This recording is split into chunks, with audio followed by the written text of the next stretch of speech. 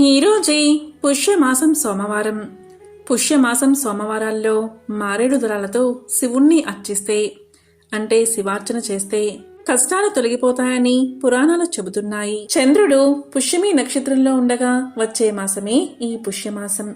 ఈ పుష్య సోమవారం రోజు ఆ మహాశివుడి వివాహ కథను వింటే చాలు, దోషాలు తొలగిపోతాయి, సకల శుభాలు కలుగుతాయి. సతీదేవి యుక్త వయసులో ఆమె శంకరుని పట్ల మక్కువను పెంచుకుంది. తన ప్రేమను ఫలింప చేసుకుంది. మహాశివుడు సతిని మెచ్చి వరించాడు. తండ్రికి సతీదేవి పరమేశ్వరుని పెళ్లి చేసుకోవడం ఎంతమాత్రం ఇష్టం లేదు. అయినా సతీదేవి ఏమీ లక్ష్య పెట్టకుండా వివాహం చేసుకుంది.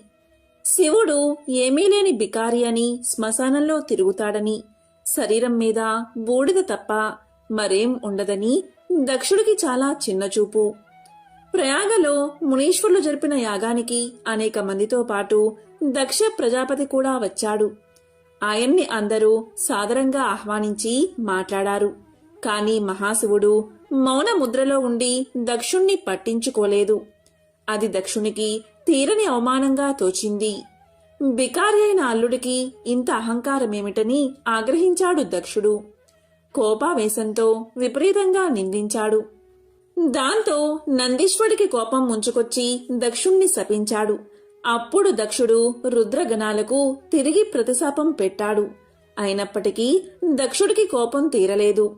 శివుణ్ణి అవమానించేందుకు పనిమాల మహాయజ్ఞాన్ని ప్రారంభించాడు దక్షుడు. ఆ యజ్ఞానికి అందరినీ ఆహ్వానించాడు. కాని కూతురైన సతీదేవిని, అల్లుణ్ణి పిలవలేదు. తండ్రి యజ్ఞం తలపెట్టింది శివుణ్ణి అవమానించేందుకు అని సతీదేవికి తెలియదు కదా. తమను యజ్ఞానికి పిలవనందుకు ఎంతో బాధపడింది. కాని పుట్టింటి వాళ్ళు పిలిచేదేమిటి అని తనకు తానే సర్ది చెప్పుకుంది. అప్పుడు పరమేశ్వరుడు ఇలా పలికాడు. చూడు సతీ, నీ తండ్రి నన్ను కాదు కదా, కనీసం కూతురివైనా నిన్ను కూడా పిలవలేదు. పిలవని పేరంటానికి వెళ్లడం తగదు. వెళ్తే నీకు పరాభవం తప్పదు అంటూ వారించినా వినకుండా నచ్చ చెప్పి వెళ్ళింది. శివుడు ఎన్ని విధాలా చెప్పినా వినిపించుకోలేదు సతీదేవి. పుట్టింటి మీద మమకారాన్ని చంపుకోలేకపోయింది. దక్ష యజ్ఞానికి వెళ్లి తీరతానని పట్టుబట్టింది. అంగీకరించక తప్పలేదు శివుడికి. సరే వెళ్ళు అన్నాడతను. సతీదేవి ఒంటరిగా బయలుదేరింది. ఆమె అలా ఒంటరిగా బయలుదేరడం ప్రమదులకి ఆందోళన కలిగించింది. ఇంతమంది ఉన్నా ఎవరూ లేని దానిలా సతీదేవి ఒంటరిగా పుట్టింటికి పయనమవడం బాధ కలిగించింది వారికి. కాలినడకన వెళ్తున్న సతీదేవిని చూసి కళ్ళు చెమర్చుకున్నారు. తప్పు, ఇది భావ్యం కాదు అనుకున్నారు. కూడబలుక్కున్నారంతా. కానుకలు, వాహనాలు, వాయిద్యాలు సమకూర్చుకున్నారు. ఈలోపు సతీదేవిని చక్కగా అలంకరించారు. నంది వాహనంపై కూర్చోబెట్టారు. పదమ్మ అంటూ ఆమె వెంట తరలి వెళ్లారు. అంతా దక్షుని యజ్ఞవాటికకు చేరుకున్నారు. యజ్ఞం మహావైభవంగా జరుగుతోందక్కడ. సమస్త దేవతలు, మునులు కొలువుదేరి ఉన్నారు. అంతటా వేదఘోష వినవస్తుంది. చూసి పొంగిపోయింది సతీదేవి. యజ్ఞశాలలోకి ప్రవేశించింది. అయినవారు, అమ్మవంకవారు గుంపులు గుంపులుగా ఉన్నా సతీదేవిని ఒక్కరూ వచ్చావా తల్లి అంటూ పలకరించలేదు. పలకరిస్తే ప్రమాదం అన్నట్లుగా ఊరుకున్నారంతా. దక్షుడు అస్సలు పట్టించుకోలేదు. కన్నెత్తి కూడా కూతుర్ని చూడలేదు. బాధపడింది సతీదేవి. తల దించుకుని నిలబడింది. అంత దూరం నుంచి తల్లి గమనించిందది.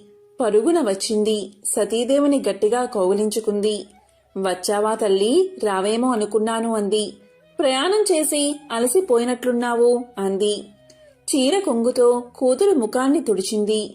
తల్లి ఎప్పుడైతే సతిని చేరదీసిందో అప్పుడు ఇక ప్రమాదం లేదనుకుని తోబట్టువులంతా చుట్టుముట్టారామెను. అభిమానంగా పలకరించారు. రారా అంటూ సరసన కూర్చోబెట్టుకునేందుకు సిద్ధపడ్డారు. కూర్చోలేదు సతీ. కళ్ళెరజేసుకుని నిలబడింది. అమ్మ అక్కున చేర్చుకుంది. తండ్రి చేసిన అవమానాన్ని తట్టుకోలేకపోతుంది సతీదేవి. తోబట్టువులంతా కుటుంబ సమేతంగా వచ్చారు. వారందరినీ పేరు పేరునా పిలిచి తన భర్తనే తండ్రి పిలవకపోవడాన్ని భరించలేకపోయిందామె. మండుతున్న కళ్ళను ఒక్క క్షణం మూసుకుని తెరిచింది. నిప్పు కణాల్లా, నెత్తురు చుక్కల్లా సతీదేవి కన్నీటి బొట్లు జలజలా నేలరాలాయి. చూశారది ప్రమదులు. కోపంతో ఊగిపోయారు. దక్షుణ్ణి వధించేందుకు కత్తులు దూశారు. వారిని వారించింది సతీదేవి. తండ్రిని కోపంగా చూస్తూ ఇలా పలికింది. మదాంధుడువై నా భర్త శివుణ్ణి ద్వేషిస్తున్నావు. నీకిది మంచిది కాదు తండ్రి. సర్వేశ్వరుడు నా భర్త ఎక్కడా, అధమాధముడివి నువ్వెక్కడా? నా భర్తకు హవిర్భాగం లేకుండా చేస్తావా? మమ్మల్ని అవమానిస్తావా? దీనికి ఇంతకింత అనుభవిస్తావు నువ్వు.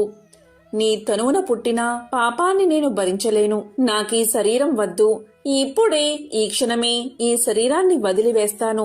పవిత్రురాలను అవుతాను. అయోమయంగా ఆందోళనగా చూస్తున్న మునులను, దేవతలను కడగంట చూసి కూసలు పరిచింది సతీదేవి. ఇక ఉత్తర దిశగా కూర్చుని కళ్ళు మూసుకుంది. చిత్తం పరమశివుని అధీనం చేసి నవరంధ్రాల్లో బంధించింది. మహామహాయోగులకు కూడా సాధ్యం కాని యోగాన్ని ఆరంభించింది. పంచ ప్రాణాలను వాటి మూల స్థానాల్లోంచి కదిలించింది.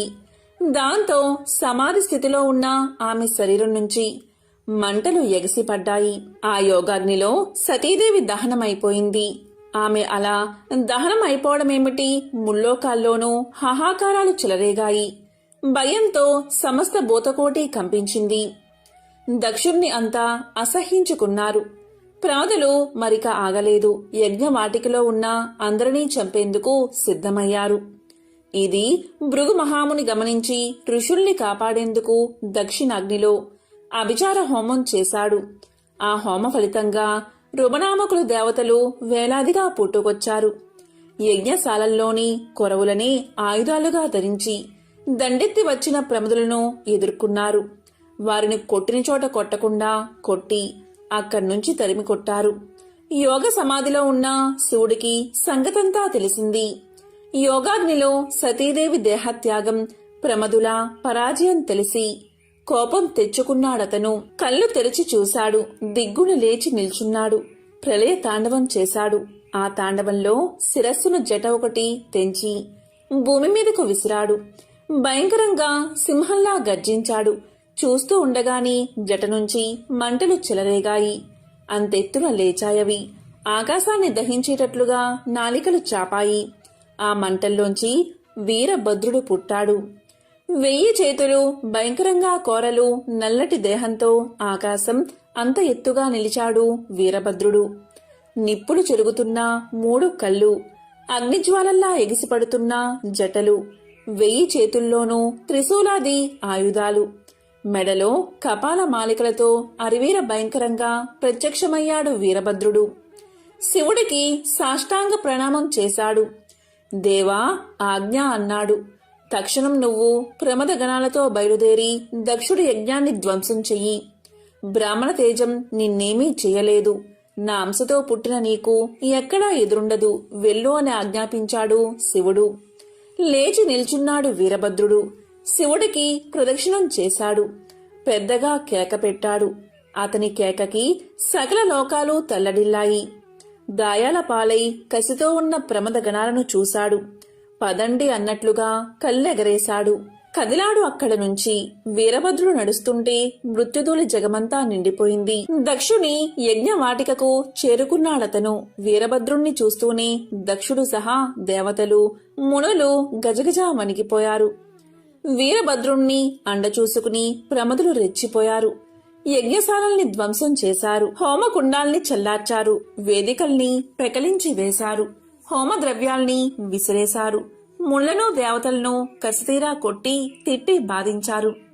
కళ్ళెదుట భర్తలు చావుదెబ్బలు తింటూ ఉంటే చూడలేక మునిపత్నులు, సురాంగణలు చేతుల్లో ముఖాలు దాచుకుని పరిగెత్తారు అక్కడ్నుంచి. యజ్ఞవాటిక అంతటినీ శ్మశాన వాటికలా చేసి భీకరంగా నవ్వుతూ నిల్చున్నాడు వీరభద్రుడు. వెన్నెచ్చి పారిపోతున్న దక్షుడి చేతులు చాచి అందుకున్నాడు వీరభద్రుడు. బంతిలా అతన్ని కింద పడేశాడు. లేవకుండా అతని రొమ్ము మీద కాలు ఉంచి మట్టిని తొక్కినట్లుగా తొక్కి పారేశాడు. కత్తితో శిరస్సు ఖండించాడు. తెగిపడ్డ శిరస్సును చేతిలోకి తీసుకుని చూసి ఆనందించి దానిని దక్షిణాగ్నిలో హోమంలో వేసేశాడు.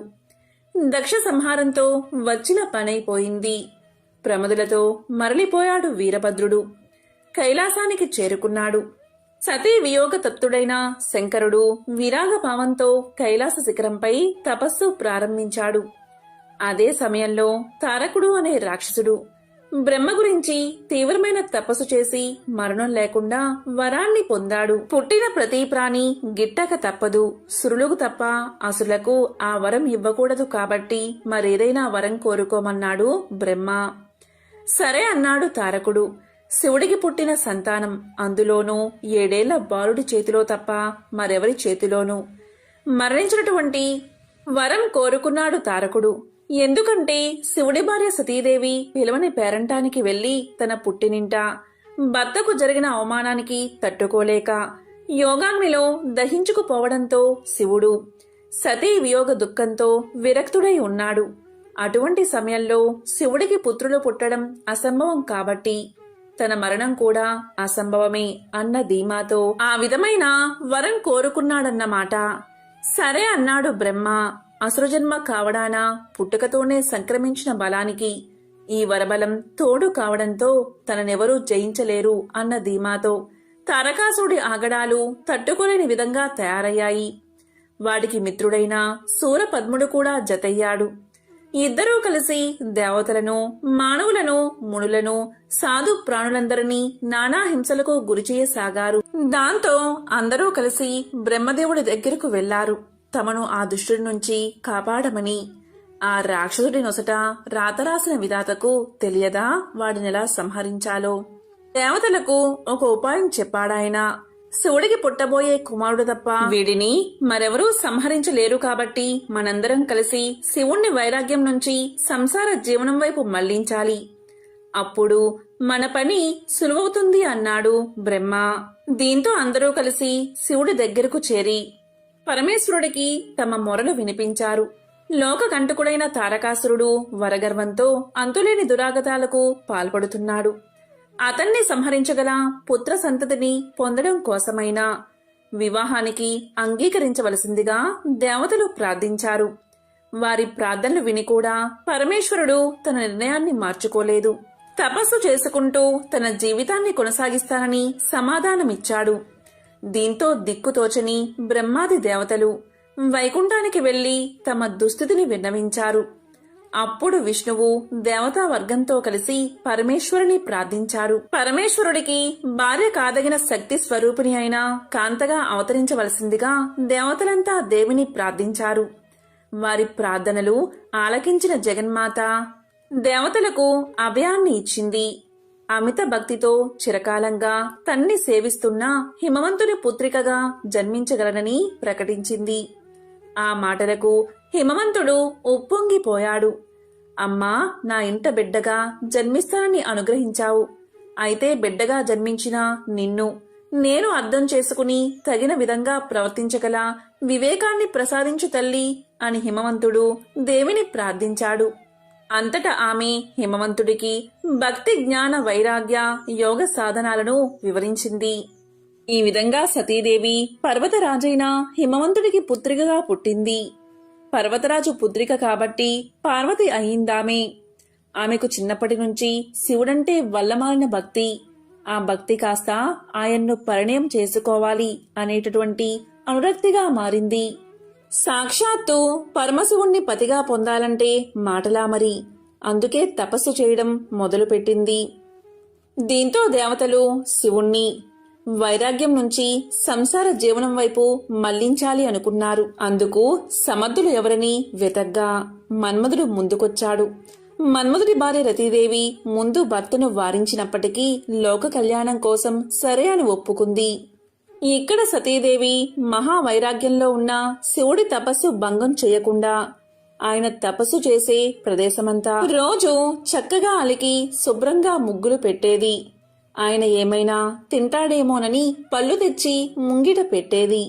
ఇలా ఎంతకాలం గడిచినా శివుడు కళ్ళు తెరవనేలేదు.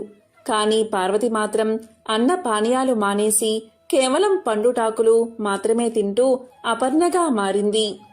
ఒక రోజున మన్మధుడు కాస్త ధైర్యం చేశాడు. తన చెలికాడైన వసంతుణ్ణి తోడ చేసుకుని పూల బాణాలతో శివుణ్ణి తపస్సు నుంచి మళ్లించి ఆయన కోపాగ్నిలో కీలల్లో బూడిదయ్యాడు. ఆ తరువాత జరిగిందంతా గ్రహించిన శివుడు పార్వతిని వివాహం చేసుకున్నాడు. వారికి కుమారస్వామి జన్మించాడు. ఆ కుమారస్వామి దేవతల సైన్యానికి అధిపతిగా తారకాసురుణ్ణి సంహరించాడు. యోగ సాంప్రదాయంలో ఒక అందమైన కథ ఉంది. ఆదియోగి శివుడు ఇంకా పార్వతీదేవిల వివాహం అనేది ఒక గొప్ప వేడుక. పార్వతి ఒక యువరాణి కనుక ఆ ప్రాంతంలోని ప్రముఖులందరినీ ఆహ్వానించారు. రాజులు, రాణులు, దేవుళ్ళు, దేవతలు ఒకరిని మించి మరొకరు గొప్పగా అందంగా ముస్తాబై వచ్చారు. అప్పుడు పెళ్లికొడుకు శివుడు జడలు కట్టిన జుట్టుతో ఆపాదమస్తకం విభూది రాసుకుని రక్తం కారుతున్న ఏనుగు చర్మాన్ని ధరించి వచ్చాడు. ఆయన పరమానందపు మత్తులో మునిగి తేలుతూ ఉన్నాడు. అతని పరివారంలో ఉన్న జీవులందరూ మానవ రూపంలో కాకుండా ఏదో వికృతమైన వక్రీకరించిన రూపాలతో ఉన్నారు. ఎవరికీ అర్థం కాని ఏదో భాషలో వారిలో వారు మాట్లాడుకుంటూ ఏవో శబ్దాలు చేస్తున్నారు. మీనాదేవి పార్వతి తల్లి పెళ్లికొడుకును చూసి కళ్ళు తిరిగి పడిపోయింది. అప్పుడు పార్వతి శివుడు దగ్గరకు వెళ్లి, మీరు ఎలా ఉన్నా నాకు ఎటువంటి అభ్యంతరమూ లేదు. మీరెలా ఉన్నా పర్వాలేదు. నాకు కావాల్సింది మీరు. కాని మా అమ్మ కోసం కొంచెం ప్రశాంతమైన రూపాన్ని ధరించండి అని వేడుకుంది. ఆయన సరే అని ఒక అందమైన రూపాన్ని ధరించి చక్కగా అలంకరణ చేసుకుని వచ్చాడు.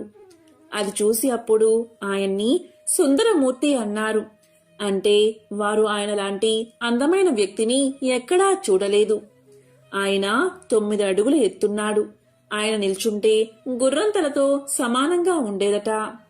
శివుడు పెళ్లి పీటల మీద కూర్చున్నాడు. భారతదేశంలో ముఖ్యంగా ఇటువంటి వివాహాలలో పెళ్లి కొడుకు పెళ్లి కూతురుల పుట్టు పూర్వోత్తరాలను ఎంతో గొప్పగా చెప్తారు. వారి వంశం ఎక్కడి వారు, ఎలాంటి రక్తం నుంచి వచ్చారు అంటూ వాళ్ల వంశ వృక్షం గురించి చెప్తారు. పెళ్లికూతురు విషయానికి వస్తే ఆమె తండ్రి హిమవంతుడు, హిమాలయ పర్వత ప్రాంతాలంటికి రాజు. వధువు యొక్క వంశం గురించి చాలా అద్భుతమైన విషయాలు చెప్పారు. మరి ఇప్పుడు పెళ్లికొడుకు సంగతేమిటి అని అడిగారు. శివుడు మౌనంగా అలాగే కూర్చుని ఉండిపోయాడు. ఆయన ఏమీ చెప్పలేదు. పోని అతని పరివారంలో వారి భాషను అర్థం చేసుకోగలిగిన వారు కూడా ఎవరూ లేరు. వారిలో అర్థం కాని శబ్దాలు చేస్తున్నారు. పెళ్లి కూతురు తండ్రికి ఇదొక అవమానంగా అనిపించింది. పుట్టు పూర్వోత్తరాలు లేని వ్యక్తి నా కూతుర్ని ఎలా పెళ్లి చేసుకుంటాడు? ఆయన ఎక్కడివాడో ఎవరికీ తెలియదు. ఆయన తల్లిదండ్రులు ఎవరో తెలియదు. ఏ వంశమో తెలియదు. ఈ వ్యక్తికి నా కూతుర్నిచ్చి ఎలా పెళ్లి చేయను అంటూ కోపంతో లేచాడు. పెళ్లికి అతిథిగా వచ్చిన నారదముని తన ఏకతార పట్టుకుని ముందుకు వచ్చాడు. ఏకతార అనేది ఒక్కటే తీగ ఉండే ఒక సంగీత వాయిద్యం. ఆయన తన ఏకతారాతో టంగ్ టంగ్ టంగ్ అని శబ్దం చేశాడు. రాజుకు మరింత కోపం వచ్చింది. ఇప్పుడు ఏకతార ఎందుకు వాయిస్తున్నారు అని అడగ్గా నారదుడు ఇలా పలికాడు. ఇదే అతని మూలం. అతనికి తల్లి లేదు, తండ్రి లేడు. అయితే మరి అతనికి మూలమేది అంటే టంగ్ ఆయన మూలనాదం. ప్రకంపన నాదం నుంచి ఆయన ఆవిర్భవించాడు. ఆయనకు తల్లిదండ్రులు లేరు, తాత ముత్తాతలు, అసలు వంశవృక్షమే లేదు. ఆయన స్వయంభువు, స్వయంగా సృష్టించుకున్నవాడు. పూర్వోత్తరాలు అంటూ ఏమీ లేని ఒక అస్తిత్వమే ఆయన. అలా పలకగా రాజు మండిపడుతూ ఉన్నాడు. అయినా వివాహం జరిగింది. శివుడి వివాహం గురించి తెలిసిన విష్ణువు, బ్రహ్మ ఈ వివాహ మహోత్సవానికి వచ్చారు. మరో విశేషమేంటో తెలుసా?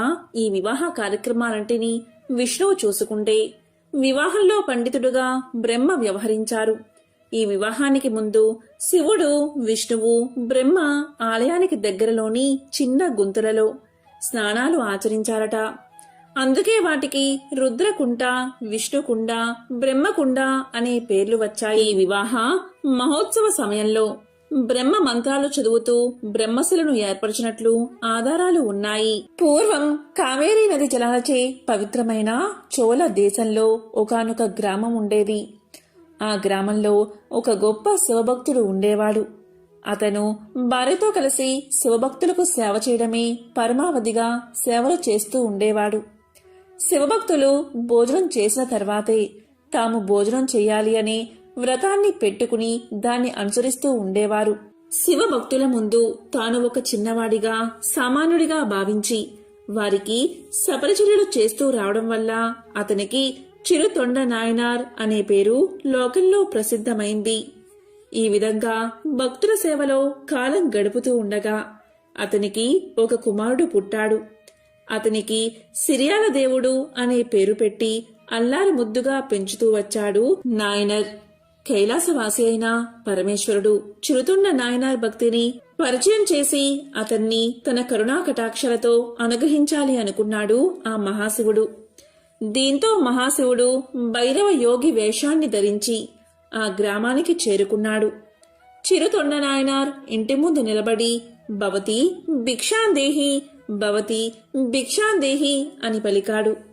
వెంటనే చిరుతొండ నాయనార్ భార్య ఇంటి లోపల నుండి బయటకు వచ్చి, స్వామి, నా భర్త శివభక్తులకు ఆహారాన్ని సమర్పించిన తర్వాతే ఆహారాన్ని తీసుకుని నియమాన్ని కలిగినవారు. ఈరోజు భక్తులు ఎవరో మా ఇంటికి రానందున వాళ్ళని వెతుక్కుంటూ ఆయన బయలుదేరారు.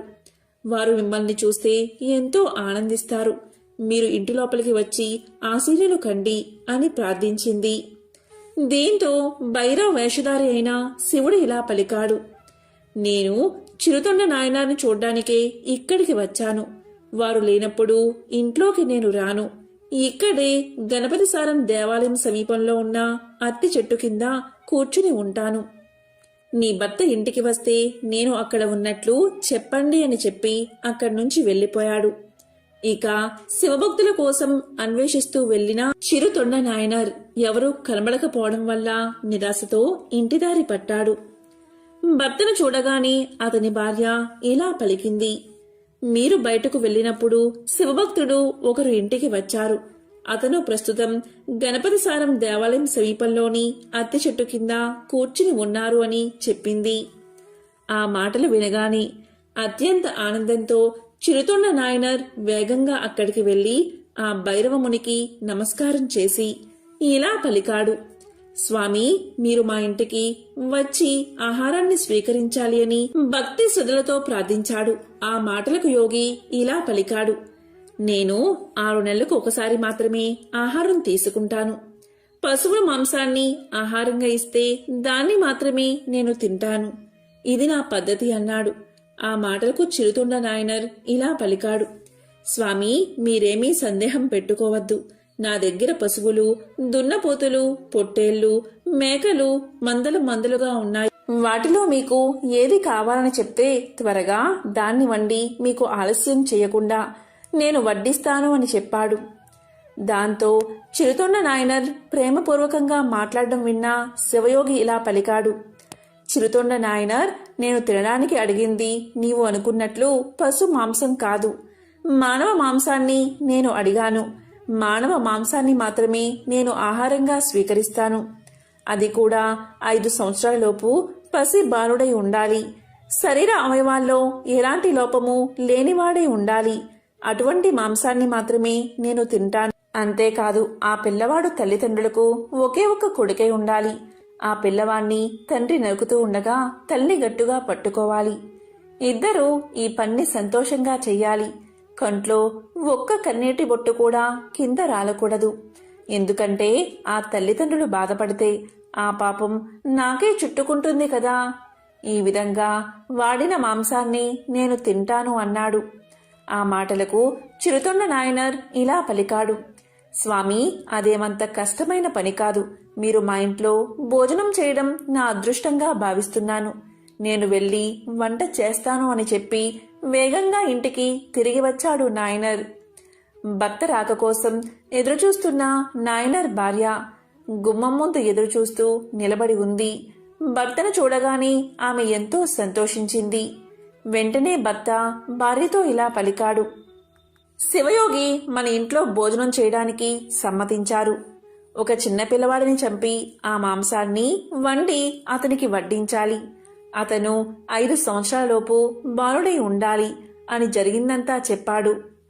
ఇక భార్య భర్త మాటలకు సమ్మతించి ఆలస్యం చేయకుండా గురుకులానికి వెళ్లిన తన కుమారుణ్ణి పిలుచుకురండి అని కోరింది. భార్య మాటలకు సంతోషించి నీలకంఠ నాయనార్ గురుకులానికి వెళ్లి కుమారుణ్ణి ప్రేమతో భుజాల మీద ఎక్కించుకుని ఇంటికి చేరుకున్నాడు. ఇక తల్లిదండ్రులు ప్రేమతో చివరిగా కుమారుడికి స్నానం చేయించారు. తలదువ్వి కొత్త బట్టలు తొడిగి చక్కగా అలంకరణ చేశారు. శివభక్తుడికి మాంసం చెయ్యాలని చెప్పి తల్లి కుమారుడైన సిరియాల దేవుణ్ణి కాళ్లను చేతులను తన 2 చేతులతో గట్టిగా పట్టుకోగా చిరుతొండ నాయనర్ కత్తితో దేహాన్ని ఖండించడం ప్రారంభించాడు. తల్లిదండ్రులు సంతోషంగా చేస్తున్న ఈ పనులు చూసి కుమారుడైన సిరియాల దేవుడు కూడా సంతోషంగా చిరునవ్వును చిందించాడు. ఇక చిరుతొండ నాయనర్ తలమాంసం వంటకు పనికిరాదని భావించి దాన్ని భద్రపరచమని చెప్పి మిగిలిన శరీర భాగాలను వేరువేరుగా వంటలుగా వండి ఆహారాన్ని సిద్ధం చేశాడు. ఇక చిరుతొండ నాయనర్ సంతోషంగా భైరవయోగి ఉన్న చోటకు వెళ్లి నమస్కారం చేసి, స్వామి, మీరు కోరినట్లుగా ఆహారాన్ని సిద్ధం చేశాము, భోజనానికి దయచేయండి అంటూ అతన్ని భోజనానికి ఆహ్వానించాడు. విశాలమైన అరటి ఆకును శివయోగి ముందు పరిచి వండిన వంటకాలను వరుసగా వడ్డించారు. వాటిని చూసిన శివయోగి ఇలా పలికాడు, నేను చెప్పిన విధంగా శరీరంలోని అన్ని భాగాలను వండారా అని ప్రశ్నించాడు. ఆ మాటకు ఆ దంపతులు ఇలా అన్నారు, తలమాంసాన్ని మీరు తినరని భావించి దాన్ని మాత్రం వండకుండా వదిలేశాము అని చెప్పారు. దానికి శివయోగి, అయ్యో ఎంత పని చేశారు, నేను ఇష్టంగా తినేదే తలమాంసం అనగానే ఆ దంపతులు ఎంతో బాధపడి తలను రోట్లో వేసి దంచి మాంసంగా వండి వడ్డించారు. అప్పుడు భైరవయోగి మరొక నిబంధన పెట్టాడు. అది ఏంటి అంటే, నాకు ఒంటరిగా కూర్చుని తినే అలవాటు లేదు, మీకు కొడుకు ఉంటే అతన్ని పిలవండి, నాతో కలిసి భోజనం చేస్తాడు అని ఆజ్ఞాపించాడు. అతను ఎక్కడా లేడని చిరుతొండ నాయనార్ చెప్పగా యోగి ఇలా అన్నాడు, లేదు, నీ కొడుకు ఇక్కడికి వస్తేనే నేను భోజనం చేయడానికి సాధ్యమవుతుంది, కాబట్టి నీ కుమారుణ్ణి గట్టిగా పిలవమని చెప్పాడు. ఆ విధంగా దంపతులు శివయోగి చెప్పినట్లు గట్టిగా సిరియాల దేవుణ్ణి పిలవగాని సిరియాల దేవుడు గురుకుల ఆశ్రమం నుంచి వస్తున్నట్లుగా పరిగెత్తుకుంటూ వచ్చాడు. ఇక తల్లి తన కొడుకు రావడం వల్ల అతన్ని ఆలింగనం చేసుకుని భర్త చేతులకు అందించింది. కొడుకు రావడం వల్ల ఇక శివభక్తుడు ఆహారాన్ని స్వీకరించాడు. వెంటనే భైరవ రూపంలో ఉన్న పరమేశ్వరుడు అదృశ్యమయ్యాడు. వెంటనే శివపార్వతులు అక్కడ ప్రత్యక్షమై వారి భక్తికి మెచ్చి ఆ ముగ్గురికి శివ సాన్నిధ్యాన్ని కలిగించారు. ఎంతో పవిత్రమైన విశేషమైన ఈ కథను ఈరోజు విన్నా, చదివినా, చెప్పినా, వినిపించినా సకల శుభాలు కలుగుతాయి. జన్మల దోషాలు తొలగి కోటి జన్మల పుణ్యం వస్తుంది. శివభక్తుడికి సంబంధించిన మరొక విశేషమైన కథను ఇప్పుడు తెలుసుకుందాం. చిదంబరానికి చెందిన తిరు నీలకంఠర్ కులం మరియు వృత్తిరీత్యా కుమ్మరి. శివభక్తుల పట్ల కూడా ఆయనకి అత్యంత గౌరవం ఉండేది. నీలకంఠ నాయనర్ మట్టితో అందమైన భిక్ష పాత్రలు చేసి వాటిని శివభక్తులకు ఉచితంగా అందించేవాడు. ఈ విధంగా భార్యతో కలిసి ఆనందంగా ఆదర్శవంతమైన గృహ జీవితాన్ని గడిపేవాడు. మహాశివుడు లోకాలను రక్షించడానికి గరళాన్ని మింగి నీలకంఠుడు అయినట్లుగా ఎప్పుడూ కూడా శివుణ్ణి నీలకంఠుడిగా ప్రార్థించేవాడు. అందుకే ఆయన్ని ప్రతి ఒక్కరూ కూడా నీలకంఠ నాయనర్ అని పిలిచేవారు. ఇన్ని మంచి గుణాలున్న ఒక రోజున కామానికి వసుడై ఒక పొడుపుగత్తి ఇంటికి వెళ్ళాడు. ఇంటికి రాగానే అతని భార్య ఈ విషయాన్ని పసిగట్టింది. హృదయం వేధిస్తున్నా దాన్ని బయటపడనీయక భర్తకు యోగ్యురాలైన భార్యగా సేవ చేస్తూనే దాంపత్య సమాగమాన్ని మనసులోనే వెలివేసింది. నాయనారుకు ఆమె చర్యలు అర్థం కాలేదు. ఒక రోజున కోరికతో ఆమెను సమీపించబోగా ఆమె నీలకంఠుడిపై ఆన పెట్టింది. ఆయన పేరుతో మిమ్మల్ని అడుగుతున్నాను, మమ్మల్ని తాకకండి. ఆమె మమ్మల్ని అనింది కాబట్టి నీలకంఠ నాయనర్ లోకంలో ఏ స్త్రీని తాకకూడదని నిశ్చయించుకున్నాడు. పరమశివునిపై ఆయనకు అంత అనన్య ప్రేమ. ఈ విధంగా ఒకరినొకరు తాకకుండా జీవించడం మొదలుపెట్టారు. దీని గురించి బయట ప్రపంచంలో ఎవరికీ ఏమీ తెలియదు. సంవత్సరాలు గడుస్తున్నాయి. భార్యాభర్తలు వృద్ధులు కూడా అయిపోయారు. దీంతో ఆ మహాశివుడికి వారి ఔన్నత్యం లోకానికి చాటాలి అనిపించింది. అందుకని ఒక శివయోగిగా రూపుదాల్చి నీలకంఠ నాయనర్ ఇంటికి వీచేశాడు మహాశివుడు. నీలకంఠ నాయనర్ సాదరంగా తన ఇంటిలోకి ఆహ్వానించాడు. సపర్యలు చేశాడు. యోగి ఒక భిక్షపాత్రను నీలకంఠ నాయనార్కిచ్చి ఇలా పలికాడు. నీలకంఠ నాయనర్, నేను మరలా వచ్చే వరకు దీన్ని జాగ్రత్తగా ఉంచు. ఇది నాకు అత్యంత విలువైనది. దీన్ని తాకినంతనే ప్రతి వస్తువు కూడా పవిత్రం అయిపోతుంది. అందుకని జాగ్రత్తగా కాపాడు అని చెప్పి ఆ భిక్షపాత్రను నీలకంఠ నాయనర్కి ఇచ్చి తన దారిన తాను వెళ్లిపోయాడు. నీలకంఠ నాయనర్ ఆ భిక్షపాత్రను చాలా జాగ్రత్తగా చూసుకునేవాడు. చాలా కాలం గడిచిన తరువాత ఒక రోజున శివయోగి తిరిగి వచ్చి నీలకంఠ నాయనర్ను ఆ భిక్షపాత్ర గురించి అడిగాడు. శివయోగి దాన్ని మాయం చేసి ఆ పాత్రను తెచ్చి ఇమ్మని నీలకంఠ నాయనర్ను అడిగాడు. నీలకంఠ నాయనర్ ఇల్లంతా వెతికాడు. ఆ పాత్ర ఎక్కడా కనిపించలేదు. అది ఏదో మాయగా ఉంది. సిగ్గుపడ్డాడు నీలకంఠ నాయనర్.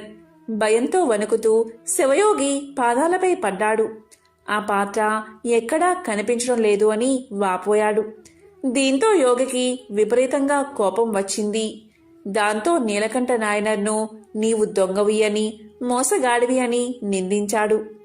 నీలకంఠ నాయనర్ ఆ పాత్ర కన్నా విలువైన పాత్ర ఇస్తాను అన్నాడు. దానికి శివయోగి ఒప్పుకొనలేదు. పదే పదే శివయోగికి తాను ఆ పాత్రను దొంగలించలేదని, ఏదో మాయగా అది కనిపించడం లేదని, అది ఎలా మాయమైందో తనకు అర్థం కావడం లేదని చెప్పాడు నీలకంఠ నాయనర్.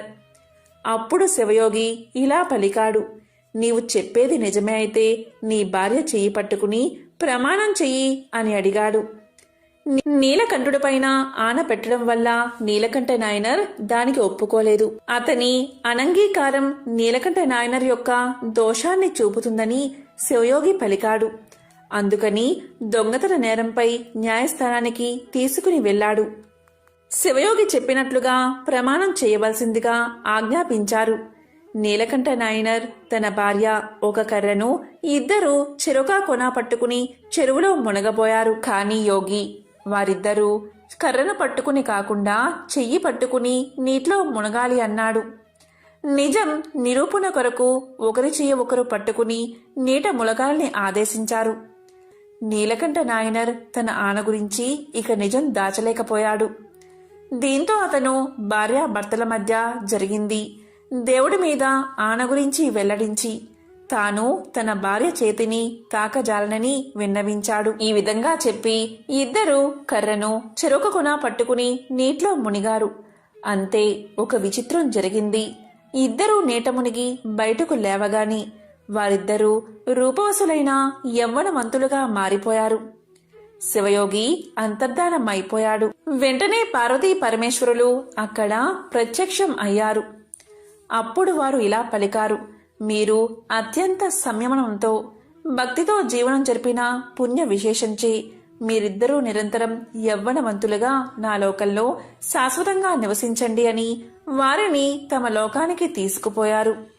శివభక్తి తత్పరత, సంయమము, నిర్మల జీవనం ఎలా పరమశివుడి యొక్క శాశ్వత స్థానానికి చేర్చగలవో పరమశివుడు లోకానికి వెల్లడించాడు.